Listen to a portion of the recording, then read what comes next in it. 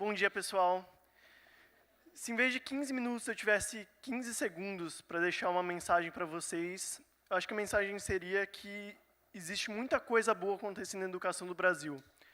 O senso comum é que a educação brasileira, principalmente a pública, vai de mal a pior, melhor zerar tudo, destruir, construir tudo de novo. E não, principalmente esse ano eu encontrei muita coisa legal, muitos projetos incríveis, e muita gente com vontade de fazer para valer, e de mudar isso, e mudar essa imagem, e mostrar que a educação no Brasil é muito boa mesmo. Eu sou formado em jornalismo, mas eu brinco que eu não sou jornalista, eu sempre trabalhei em educação. Mas eu sempre trabalhei, a maioria das vezes foi educação dentro do escritório. Eu tinha muito pouco pé no chão da escola. Chegou uma época da minha vida, no final do ano passado, que eu não via mais sentido em produzir conteúdos, produtos e serviços para o Brasil inteiro, sendo que eu não ia para a escola e não via aquilo acontecendo, e não conversava com as pessoas que usavam as coisas que eu produzia. Eu não via mudando a vida de ninguém.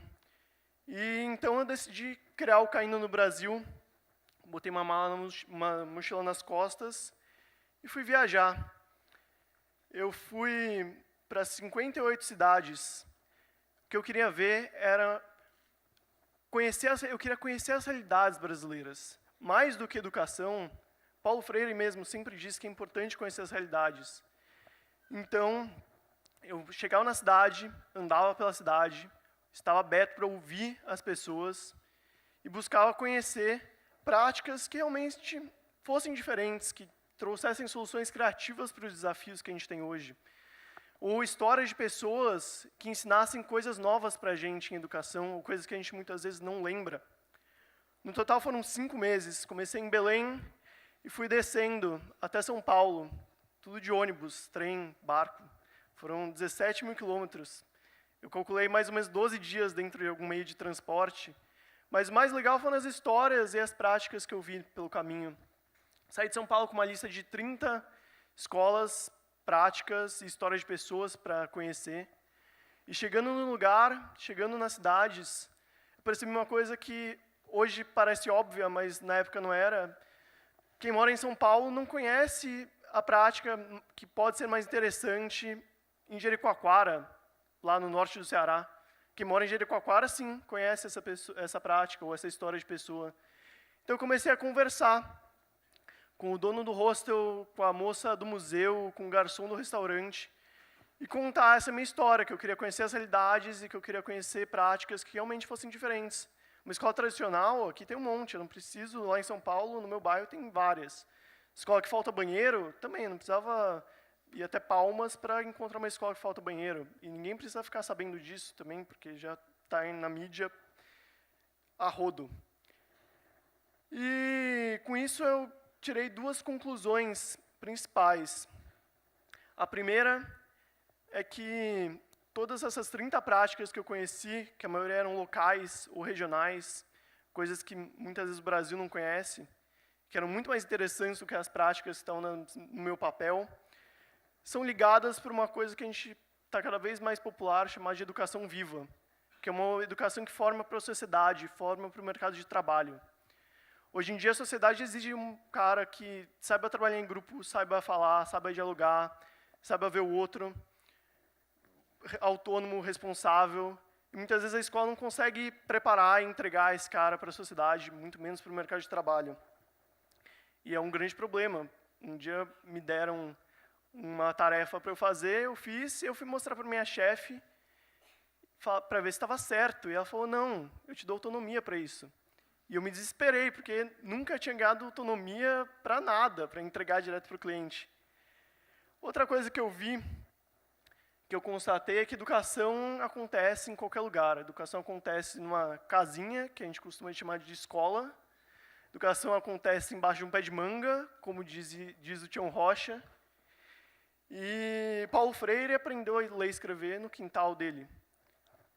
Então, eu pude ver isso e viver isso de perto, conhecendo essas práticas. Eu ia como jornalista nas escolas e ouvia o que os diretores, o que os gestores tinham para falar sobre aquela prática e tentava sempre conversar com os outros autores envolvidos e ver a prática acontecendo. Mesmo se eu não pudesse conversar com as outras pessoas, muitas vezes os alunos estavam ocupados ou não estavam na escola, mas eu sempre dava um jeito de andar pela escola e sentir um pouco como funciona aquilo no dia a dia.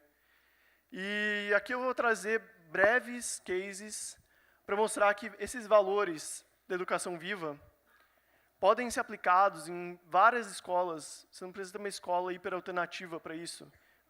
Existe escola tradicional que aplica esses valores muito bem e, de vez em quando, de maneiras muito simples. A primeira escola que eu vou falar fica em Brasília, chama Vivendo e Aprendendo. Eles são um case incrível de diálogo e democracia. Diálogo porque é uma associação, então, pais, professores e alunos, e é uma escola de educação infantil, constroem a escola junto, no diálogo, sempre. A escola não existiria se não fosse essa conversa. Mais do que isso, quando eu estava conversando com a coordenadora, ela me falou, olha, aqui a gente ensina o não gosto. Eu falei, como assim você ensina o não gosto? Ela, geralmente quando você faz alguma coisa que outra pessoa não gosta, a gente adulto não sabe lidar muito bem com isso, né? Ou a gente para de falar, ou a gente bate na pessoa, ou a gente mata a pessoa. Da Atena existe por isso. E as crianças, ela falou, não, aqui as criancinhas aprendem a falar não gosto. E eu já estava alguns meses na estrada e falei, isso aí é ela está só querendo me impressionar. E não, quando eu estava andando pela escola, eu vi uma garotinha jogando areia na cara de um moleque. E daí o professor que estava junto, como eles tinham 2 anos, eles não sabiam falar muito bem, o professor falou, Maria, não joga areia na cara do João, porque o João não gosta disso. Na hora ela parou. É o modo de ser daquela escola que faz o aluno aprender a dialogar e aprender a olhar o outro. Provavelmente a Maria não vai fechar o meu carro no meio do trânsito da cidade. Outra coisa muito legal dessa escola, que acontece em outras também, é que os próprios alunos aprendem a debater e criar suas regras de convivência. E viver num coletivo de uma maneira saudável, de verdade. Essa, por exemplo, foi feita por alunos de 3 anos. Não pode cuspir, nem morder, nem beliscar, porque suja e dói. É uma regra para a vida, né? Pense nisso. E mais do que isso, a Vivendo e Aprendendo, que é essa escola de Brasília, mostrou para mim que a diversão é realmente uma peça fundamental na educação. Eu fui em uma outra escola um dia e a diretora me mostrou orgulhosa uma fila para a cantina. Falou, não, porque aqui a gente tem esse nível de excelência porque a gente tem disciplina, a gente preza pela disciplina. E eu fiquei olhando aquilo e falando, mas será que uma fila praticamente militar, com uma disciplina mega rígida, é o melhor jeito de fazer? E quando eu via Vivendo, eles têm uma hora de parque, não uma hora de recreio, uma hora durante o dia deles que eles ficam no parque brincando com pessoas com jovens rapazinhos pequenininhos de outras idades. E nesse momento é o momento que eles mais aprendem e ensinam uns para os outros. Não importa que você tem 2 anos, você pode ensinar para o garoto que tem 6. Outro projeto mega legal que eu encontrei foi no interior do Ceará, uma cidadezinha de 30 mil habitantes chamada Pentecoste. Essa escola tem um modelo de aprendizagem que chama aprendizagem cooperativa. É de ensino médio, mas os alunos aprendem em conjunto mesmo, em grupo. Cada um tem o seu papel para atingir um objetivo no final da aula. Na primeira aula que eu fui, o professor não estava na sala de aula. E eu falei, eles sabiam que eu vinha, então é uma sala meio montada. Eu tive a oportunidade de visitar todas as salas de aula, e realmente os alunos ficam desse jeito, estudando e atingindo os objetivos, e cada um tem o seu papel. O mais interessante nisso foi uma aluna que eu conversei, que chama Letícia, que falou, olha, aqui, diferente da escola normal que eu ia antes, no ensino fundamental, quando eu chego mal-humorado, eu não posso ficar no meu canto. Eu tenho que ignorar isso e trabalhar junto com os outros. Quando a gente está no trabalho e a gente está mal-humorado, a gente tem que fazer a mesma coisa. Eles já aprendem isso em outras habilidades e competências infinitas dentro da sala de aula. Tanto que nem pareciam alunos do ensino médio quando eu conversei com eles. Eu saía de algumas escolas impressionado, e essa foi uma delas. Outra coisa muito importante na educação viva que acontece em algumas escolas é você olhar para o seu aluno. Quando você tem 50 alunos numa sala, você muitas vezes não sabe o nome dele.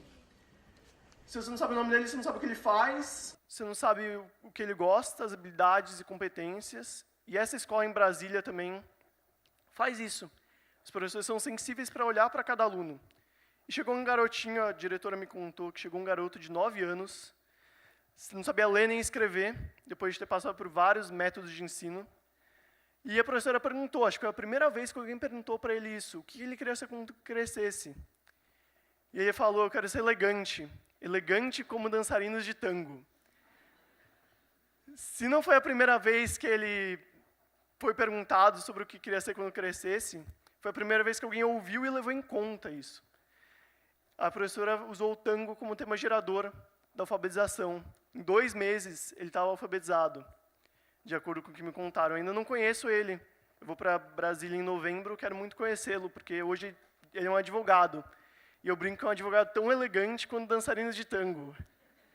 E eu brinco também que eu morro de medo dele ser um advogado porta de cadeia. Nada elegante. Outra coisa muito importante são as realidades. Esse projeto também em Brasília chama Revivendo Êxodos. Durante um ano, eles estudam uma região com base na identidade, meio ambiente e patrimônio dessa região. Estudantes do ensino médio.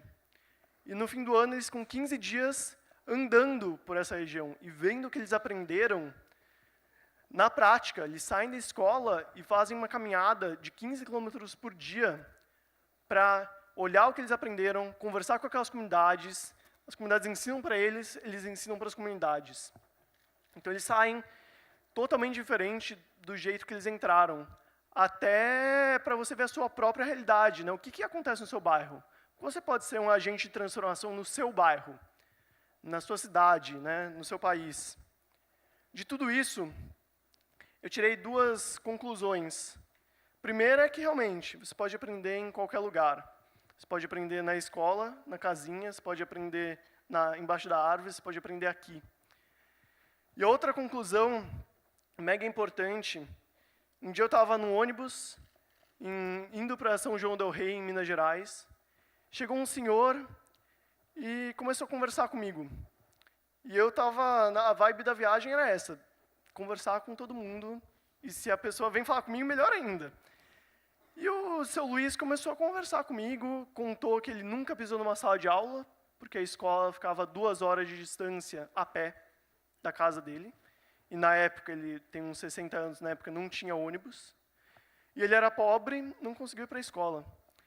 O seu Luiz foi um grande professor para mim, talvez um dos principais da viagem. Porque, primeiro, a filha dele hoje faz engenharia. Então, um cara que não estudou, conseguiu transformar a vida dele, conseguiu dar possibilidades para a filha dele não ter a mesma impossibilidade de frequentar a escola que ele teve. E mais do que isso, o seu Luiz, eu fiquei 1 hora conversando com ele, e todo final de frase que ele falava era, mas isso você deve saber porque você estudou. Mas isso você deve saber porque você fez faculdade. E não, eu fiquei impressionado, eu não sabia nada do que o seu Luiz me contava. Porque era a realidade dele, eram os saberes dele. Eu não sabia nem, eu não sei quanto é um hectare. E ele sabia olhar o hectare por olho. Isso, para mim, na cidade, pode não ser importante, mas para ele é fundamental, né? E o seu Luiz me ensinou que é isso, todo mundo é educador. Educação acontece no plural. A primeira palestra falou sobre Paulo Freire e falou uma fala do Paulo Freire que é: os homens educam entre si mediatizados pelo mundo.